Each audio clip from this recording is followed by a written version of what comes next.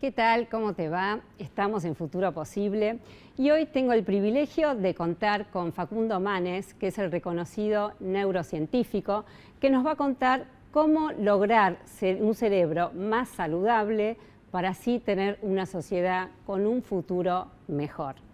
Pero le vamos a preguntar también cómo funciona el cerebro, cómo se mantiene más sano y entonces cómo lograr cada uno una vida más sana, más creativa, más feliz. Y entonces también lograr una sociedad más sana, más creativa y más feliz. Auspicios y empezamos con el programa.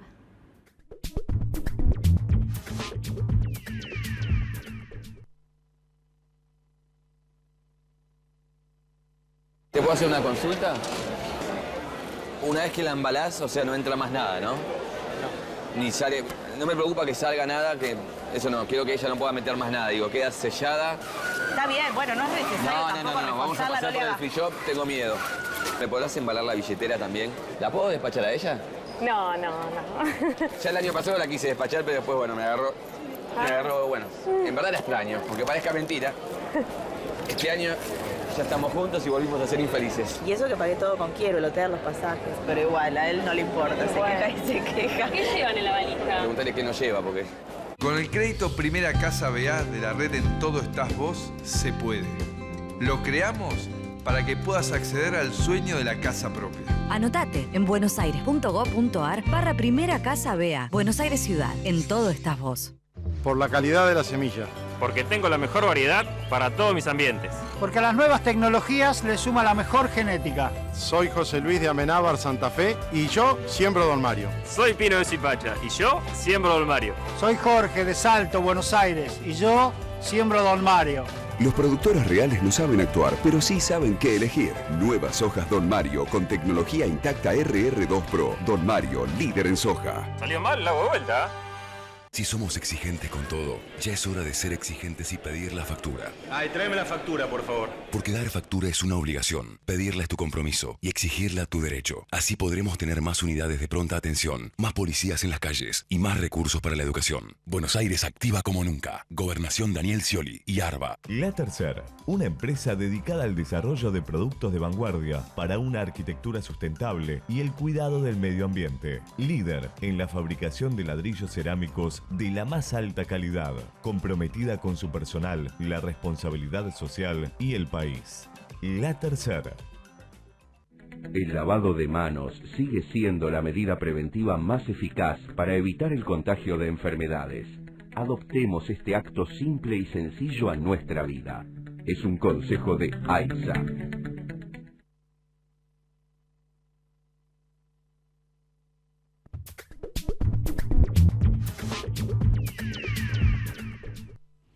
Y aquí estoy, como les dije, con Facundo Manes. Bueno, muchísimas gracias porque estés aquí. No, gracias a vos. Bueno, voy a presentarte. La data dice que sos neurólogo y neurocientífico. Me vas a contar después qué es esto de neurocientífico. Sos presidente de la Fundación INECO, rector de la Universidad Favaloro. Fue también quien diagnosticó y trató el hematoma subdural de la presidenta, nos recordamos. Y también autor del libro Usar el cerebro, conocer nuestra mente para vivir mejor. Y te cuento, Facundo, que el título de este programa hoy es Cerebros sanos para un país con un mejor futuro. Wow. ¿Lo podremos lograr? Sí, por supuesto. Bueno, empiezo con la famosa frase de Pascal, ¿no? El corazón tiene razones que la razón no entiende. Y la pregunta es, ¿qué somos o qué nos gobierna más? ¿La emoción, el corazón o la cabeza? Antes me gustaría aclarar algo de la introducción, que yo fui el que dirigió el equipo que trató y que diagnosticó y trató a la presidenta, pero la operaron los neurocirujanos del equipo nuestro. Mira, perfecto. en esa frase se involucra el cerebro mencionando el corazón, porque dice... El corazón tiene razones que la razón no entiende. Y en realidad lo que debería decir esa frase para que sea científicamente adecuada, áreas del cerebro no son tan racionales. Está bien. El corazón es la víctima de las emociones, pero todas las emociones se generan en el cerebro. Y Y es cierto esa frase en el sentido de que hoy sabemos desde el estudio científico del cerebro que las emociones facilitan la toma de decisiones, que no somos seres tan racionales. Un ejemplo es el hambre. El hambre en el mundo se podría solucionar. No estamos hablando de Argentina, del mundo. Sí.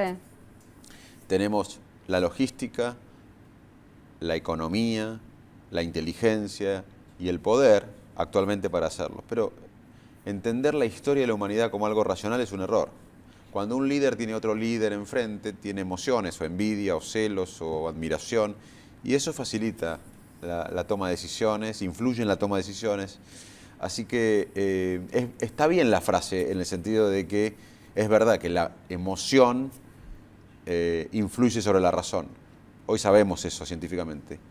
Lo que no es cierto que el corazón sea el origen de las emociones. Está bien. ¿Y podemos saber qué porcentaje nos gobierna de emoción o de razón, o es en cada ser humano diferente? Es difícil saber el porcentaje, pero Sí. sí sabemos que muchos procesos mentales están embebidos de emoción. De hecho, no podríamos vivir sin emociones. El cerebro funciona mucho más automáticamente de lo que pensamos. Sí. Nosotros tenemos ganas de pensarlo, nos gusta pensarnos como seres racionales, pero si fuéramos seres racionales no podríamos vivir, porque estaríamos permanentemente pensando los pros y las contras de cualquier decisión. Necesitamos una manera automática de guiarnos. Y con la memoria pasa lo mismo. Uno olvida todo en la vida, solamente recuerda lo que a uno le emociona. Claro. O sea que la emoción, es difícil calcular el porcentaje, Perfecto. pero claramente la emoción embebe muchas de las conductas que tenemos. Y es como aprendimos que el cerebro derecho tiene más que ver con la emoción y el izquierdo tiene más que ver con la razón. ¿O? Mira, No es así. hubo unos experimentos hace décadas muy importantes en gente con epilepsia, le habían dividido los cerebros. Hay un manojo de fibras cerebrales que unen los dos hemisferios del cuerpo calloso. Bueno, habían cortado el cuerpo calloso Sí. y otras fibras. Y quedaron seres humanos sin conexión entre los dos hemisferios. Perfecto. Y estudiaron, y se ve que el cerebro izquierdo es más analítico, que el cerebro derecho es más emocional, más holístico, pero todos nosotros tenemos un solo cerebro, porque está totalmente conectado, a no ser en personas que tienen cortado la conexión entre los dos Sí. hemisferios. El cerebro nuestro es difícil que uno sea derecho o izquierdo, ¿verdad? Es uno solo, está totalmente conectado. Está bien. Y a ver, Facundo, ¿cómo funciona el cerebro? Y te lo digo porque bueno, si uno se levanta en la mañana, comienza con los pensamientos y todo el día tiene algo que está pensando, bueno, malo, tiene que ver también con una emoción, culpa, miedo, qué sé yo. Es una maquinita, digamos, que está todo el tiempo con las neuronas así, ¿sí?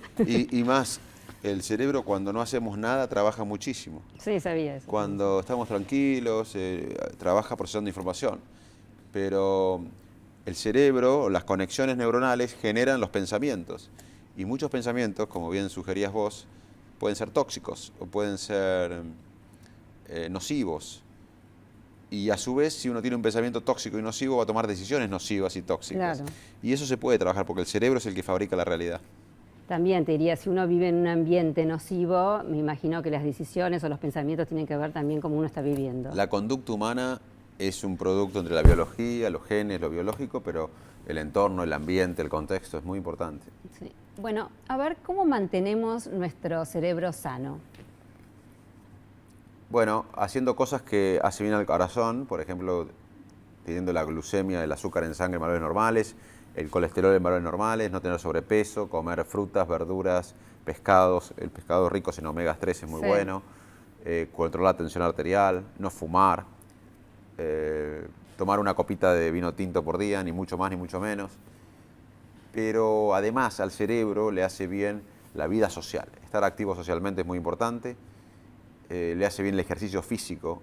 El ejercicio físico es un buen ansiolítico, natural, barato. Es un buen antidepresivo y además genera nuevas conexiones cerebrales. Y también el desafío intelectual, nunca jubilarse de la que a uno le apasiona, le gusta.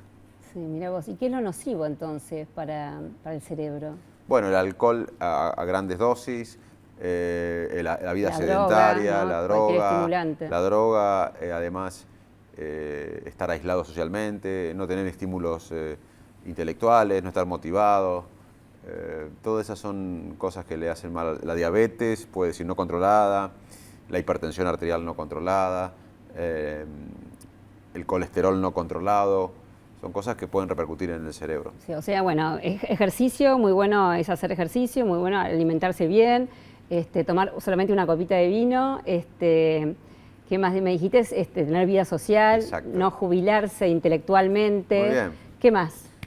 No tener sobrepeso, evitar el sobrepeso. Y Ser optimista, vos hablas mucho del optimismo. Es bueno, sí. Ahora vine de Canadá, Sí. de un congreso donde hay una persona que está estudiando este tema, gente centenaria, gente que llegó a 100 años, y está estudiando todas las variables que predice, y una de las variables más fuertes es el optimismo. Bueno, te voy a dar también otro dato que me imagino lo tenés, es el ser solidario. Sí. También te hace bien, científicamente Hace muy bien, comprobable. hace muy bien. Cuando uno es solidario, cuando uno ayuda al otro, se activan mecanismos de recompensa cerebral, los centros del placer del cerebro. Así que, en el fondo, ser generoso es un acto egoísta, porque uno se siente muy bien. Mira vos, interesante, ¿eh? Sí, muy Hay que ser más solidario, entonces. Totalmente. La gente inteligente es muy solidaria, porque Bueno, y a ver, la inteligencia, ¿se mide con el coeficiente intelectual, con estas pruebas que te hacen para medírtelo? ¿Uno es inteligente de acuerdo a este coeficiente o la inteligencia tiene que ver con otras cosas? La ciencia no puede medir la inteligencia en toda la complejidad.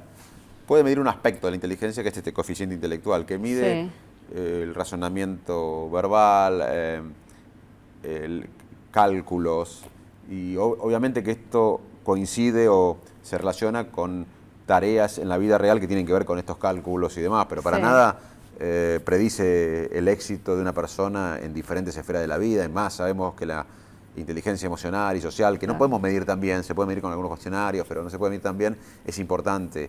Así que el coeficiente intelectual mide algún aspecto de la inteligencia, pero no mide toda la inteligencia. Claro. Y tendrá que ver también la inteligencia con lograr ser feliz. Totalmente. Imagino, Y claro. también con darse cuenta de los talentos de uno. Claro. Y aprovecharlos. Bueno, tiene que ver con eso. Y así como se habla de personas inteligentes, no escuché nunca hablar de una sociedad, de un país inteligente. ¿Vos? Bueno, yo sí, porque voy a dar una charla de esto contame. pronto. Y se va a llamar inteligencia colectiva. Hoy hay bastantes datos que muestran que los grupos pueden ser o no inteligentes. Y que la suma de las inteligencias individuales en un grupo, si el grupo funciona bien, es menos que la inteligencia colectiva si el grupo funciona bien. Que no necesariamente uno tiene que tener mucha gente inteligente para que un grupo sea inteligente. Sí. Que gente con inteligencia normal puede generar un grupo muy inteligente. Sabemos que la presencia de mujeres es un factor que predice el funcionamiento de equipos en forma dinámica y es bueno para los grupos tener mujeres. Eso no quiere decir que cuando los grupos tengan mujeres predice, pero cuando se estudian qué grupos andan bien, la variable de mujer es un fenómeno que se correlaciona con los grupos que andan bien. Y bueno, me imagino porque enriquece, ¿no? Digamos, el grupo con los dos sexos enriquece, bueno, se cree que por la inteligencia más emocional y social de la mujer, que le impregna al grupo, y además cuando no hay alguien que manda masivamente, la democracia funciona bastante bien en los grupos, todo el mundo tiene que opinar y participar, nadie tiene que tener demasiado el poder, tiene que estar más distribuido el poder. Esas son las variables que predicen o que se asocian. Una sociedad va a ser inteligente con estos aspectos. Y sí, hay sociedades inteligentes, los cardúmenes, las bandadas de pájaros, Google, Wikipedia, prevenir cosas. Hay como un altruismo inmediato. Si un chico está sangrando acá, todos lo vamos a ayudar, pero si un chico está muriéndose de hambre en África, no lo vemos. Hay un altruismo inmediato, pero otro más mediato, que es difícil sentirlo, pero tenemos que, para eso están la inteligencia y la planificación y las sociedades inteligentes, para prevenir el dolor que no vemos. Por supuesto. Facundo, ¿y qué podemos decir de nuestro país, Argentina? Porque se sabe que hay gente inteligentísima, recontra capacitada, y cada 2 por 3, bueno, reconocemos uno ya sea fuera del mundo o aquí también. ¿Y qué nos pasa como país, no? Porque parecería que estamos en estas crisis recurrentes, digamos que repetimos errores. no salimos de esto? Es difícil la pregunta, pero me animo a dar mi opinión personal. Yo coincido que en la Argentina nos cuesta trabajar en equipo, no tenemos la cultura del equipo, de respeto al otro, de ponerse en el lugar del otro. Somos muy emocionales y solidarios, pero por ejemplo en inundaciones, por ahí somos más emocionales que los suecos o los finlandeses o los holandeses. Somos más emocionales, mandamos paquetes de fideo, colchones cuando hay inundaciones. Por ahí los alemanes, holandeses son más fríos, pero lo que hacen como sociedad es prevenir que haya inundaciones. Claro. Entonces, hay un accidente en moto y nosotros vamos a la esquina, abrazamos a la familia, somos más emocionales, pero por ahí en otros países que nosotros denominamos frío, lo que hacen es nadie anda sin casco, nadie o se reduce, se castiga al que no maneja bien. Entonces hay que replantear también de esto de emocional y demás, del corto plazo. Hay que pensar un poco en el largo plazo también. Está bueno ser emocional y ser afectivo, pero además pensar en la prevención y demás no vendría mal. Creo que tiene que ver lo que vos estás diciendo, que no trabajamos en equipo, y yo bueno, tengo hermanos futboleros, así que puedo decir que en el último mundial, bueno, pasó esto, éramos muchas individualidades, ¿no? Genios, pero faltó el equipo. Puede ser. Y en la Argentina creo que pasa eso, ¿no? Y algo nos pasa, porque pasamos de ser uno de los países más importantes del mundo a declinar en muchos aspectos, crónicamente, hace décadas. Así que algo nos pasa. Si negamos que nos pasa algo, estamos en problema. Claro. Hay enfermos que dicen que no les pasa nada. Son los peores porque no se puede ayudar. Que les pasa. No reconocer que nos pasa. Así que, aunque si no hubiese... Es más, yo creo que la Argentina hoy, si no tuviera inflación y crecería al 10% anual, que es muchísimo por 10 años, igual tendría problemas. Tendría problemas de gente pobre, desnutrida, subnutrida, mal nutrida, de la calidad educativa que debe ser revisada. Tenemos problemas. No está mal tener problemas, pero tenemos que reconocerlos y trabajar en forma inteligente para que las próximas generaciones estén mejor. Claro. Estaba pensando que, bueno, esto decís que somos tan emocionales y que sí, estamos allí cuando ocurre algo, pero dejamos de lado la prevención y te diría más las políticas públicas, ¿no? No pensamos a largo plazo, como sí tuvimos generaciones en nuestro país que sí pensaron en la educación y tantas otras cosas.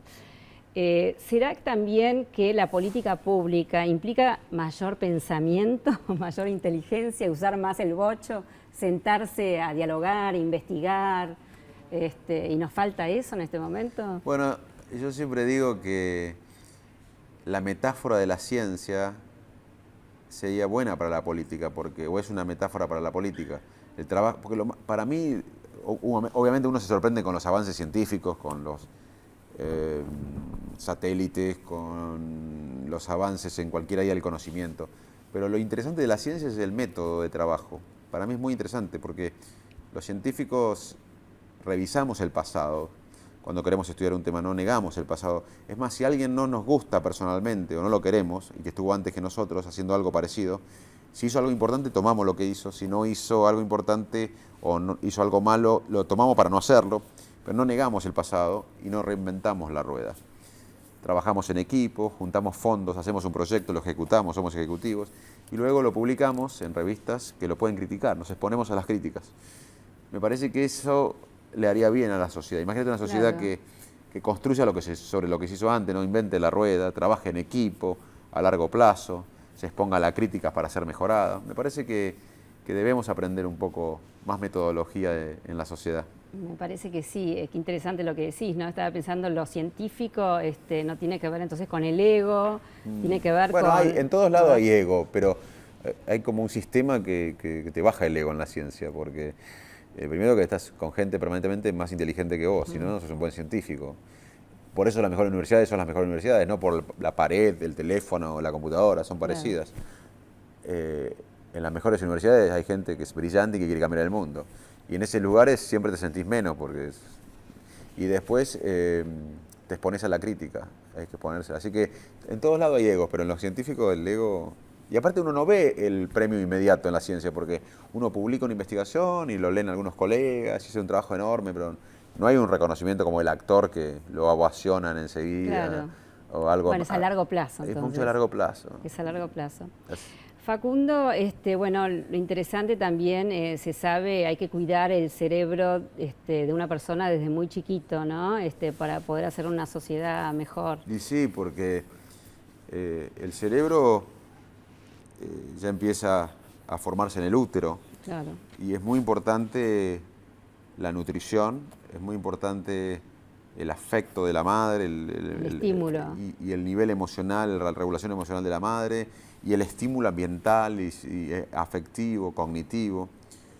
No solo la alimentación, sino uno inclusive puede llegar a alimentar bien, pero si no hay un estímulo afectivo y cognitivo también se puede producir efectos en el cerebro. El cerebro genera más conexiones de las que luego quedan. En el crecimiento se van eliminando, se van como podando conexiones cerebrales. Quedan las que sirven y se eliminan las que no sirven, las que no son funcionales. Todo ese proceso está estimulado por la comida, por el afecto, por la estimulación cognitiva. Y el cerebro recién termina de madurar a los 20, 25 años. Entonces está en construcción el cerebro de un adolescente, de un niño. Y es muy importante todo esto. Si no, vamos a hipotecar al cerebro del chico, a la familia y a la sociedad. Tendrá que ver también con lo que te preguntaba antes, ¿no? Hacer sociedades o ser una sociedad inteligente y fijarse en eso, de cuidar a nuestros niños, nuestros jóvenes, si queremos realmente desarrollarnos en todo sentido, ¿no? Coincido, la verdad que esa es la inteligencia que necesitamos nosotros. Es decir, bueno, no seremos tan inteligentes como sociedad si permitimos que en un país como este, que genera alimentos para 10 argentinas o para 400 millones de habitantes, tengamos algún chico desnutrido. Eso es inmoral y no habla de que somos muy inteligentes como sociedad. Pero es posible trabajar en conjunto, no confundir el destino de uno con el del país. Uno es parte de un proceso, ¿no? Acá, el problema es que todos los líderes, a veces, no todos, pero algunos de los líderes se confunden su destino personal con el destino del país. Claro, sí, no todos. Pero bueno, creo que sí, es un problema que tenemos en la Argentina. Históricamente, ¿no? Claro, históricamente. Bueno, eso se soluciona con más instituciones, con educación e instituciones. Seguro que sí. Bueno, hace poco tu fundación, hace muy poquitos días, bueno, dio una comida interesante donde estuvieron muchos políticos. Sí. Estuvo Scioli, estuvo Macri, estuvo Carrió, Cobos, entre otros. Y bueno, mi pregunta es, ¿te gusta la política? Bueno, yo veo la política como una increíble herramienta de transformación social. Claro. O sea, para mí la política es donde todo lo que hablamos se debe canalizar en la política. Vos no lo podés canalizar como periodista o como conductora, y yo tampoco como científico. Podés presionar mucho, pero la política es la que la política es una... ¿Qué es la política? Es una gran herramienta de transformación social. Yo estaría en Suecia, en Noruega, por ahí sería científico nada más, pero siento que estoy en un país como si uno está en la casa de uno haciendo trabajo científico, pero se llueve, hay problemas de alimentación con los chiquitos, uno tiene que ocuparse de la casa de uno. Y yo creo que puedo contribuir, estoy contribuyendo, soy rector de la Universidad Favaloro, soy presidente de la Fundación INECO, tengo un privilegio de que tengo una voz que es mínimamente escuchada, estoy comprometido como muchos argentinos por el país, pero por lo menos, o por suerte, tengo el privilegio de que se me escuche. Así que estoy comprometido con el país y quiero ser parte de la gente que piense el país a largo plazo. Yo creo que tenemos que volver a pensar un país a largo plazo, con políticas de estados claras, saber a dónde vamos. Puede haber diferencias después, pero nuestro enemigo hoy no es la derecha ni la izquierda, es los chicos desnutridos, la gente pobre, la gente indigente, la mala educación o la educación de mala calidad, que no estamos entrando en la era del conocimiento. Claro. Los vecinos en Sudamérica ya entienden que el mundo es conocimiento, así que lo veo como una necesidad, estoy trabajando. Algún día, si alguna vez aparece la posibilidad de ser candidato, lo evaluaré. Hoy no me siento que tengo ganas de ser candidato, pero te han seducido, sí, me imagino. Sí, obviamente, hay muchos amigos que quieren que yo participe. Yo hoy me siento cómodo donde estoy, me siento un privilegiado donde estoy, de tener una voz, de que alguno nos escuche y de pedir cosas claras para el futuro de Argentina. Está bien. Bueno, ¿cuál es tu sueño entonces en Argentina? Yo creo que el sueño mío es que no haya un chico desnutrido en este país tan rico, y que la educación mejore y que haya instituciones fuertes. Si hay estas tres cosas, para mí después todo va... Si hay una revolución educativa y del conocimiento, si hay instituciones fuertes, y si la gente está bien nutrida y tiene buen estímulo educativo, intelectual, después todo lo otro va a pasar. Bueno. Pero no puede pasar lo otro si no hay esto. Lógico, Facundo. ¿Y cómo ves entonces yo diría, los candidatos mejor posicionados? ¿Están con la idea de cambiar, de mejorar el país? Y yo creo que a mí no me preocupa tanto los candidatos, me preocupa en el sentido no malo, sino de interiorizarme en la sociedad. Yo creo que en el 83 la sociedad argentina reclamó democracia. Alfonsín obviamente la capitalizó y era una buena bandera de la democracia, pero la sociedad reclamó democracia. Claro. Yo acá creo que la sociedad tiene que reclamar estos valores, que cuidar a los chicos, protegerlos, cuidar a nuestros chicos. Una revolución educativa en un mundo del conocimiento, con instituciones fuertes. O sea que estoy más preocupado por qué reclama la sociedad y trato de luchar para que la sociedad reclame. Y va a ser, si la sociedad reclama, no importa que piense un candidato, no importa que la sociedad empiece a presionar y entonces por ahí está. Los candidatos empiezan a escuchar también en una sociedad que quiere cambiar. Exactamente. Por eso mi rol hoy es muy atractivo para mí, porque hay parte de la sociedad que me escucha, recorro el país por mi profesión, y yo creo que el cambio está en la sociedad. Sí. Bueno, ¿y cómo ves a nuestra sociedad entonces? Y yo creo que ¿Está abierta al cambio? Sí, yo creo que Argentina tiene, además de sus recursos naturales, de su gran territorio, para poca población, somos 40 millones, 44 millones para un país que tiene el territorio casi de la India, que son 1 billón de habitantes. Entonces veo que hay una sociedad todavía de una gran clase media intelectual. Por ahí cierta gente de clase media se ha empobrecido en términos materiales, pero intelectualmente sigue siendo clase media. Y veo que países como Colombia, como Perú, que están creciendo económicamente, o Brasil, la región está mejorando. Está mejorando la clase media. Nosotros todavía tenemos una clase media intelectual y es un buen punto de partida para que se haga realidad el país que soñamos. Bueno, muchísimas gracias, Facundo. No, gracias a vos, un placer. Bueno, y muchísimas gracias a ustedes y los espero el martes que viene. Creo que nos fuimos, pero bueno.